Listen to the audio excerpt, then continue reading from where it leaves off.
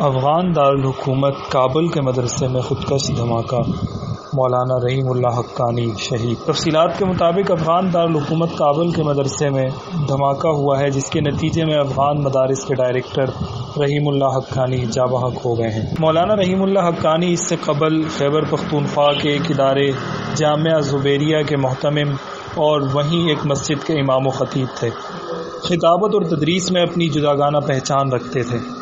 گزشتہ برس مولانا رحیم اللہ پر ایک خودکش حملہ خیبر پختونخوا میں ان کے ادارے جامعہ زبیریہ میں بھی ہوا تھا، جس میں کئی طلبہ شہید ہوئے، مگر مولانا رحیم اللہ اس حملے میں محفوظ رہے۔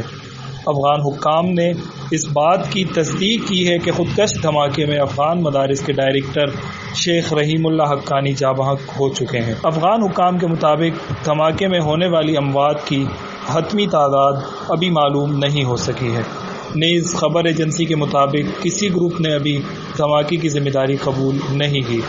ابتدائی تحقیقات کے مطابق مولانا رحیم اللہ سمیت 10 افراد اس دھماکے میں اپنی جان کی بازی ہار چکے ہیں۔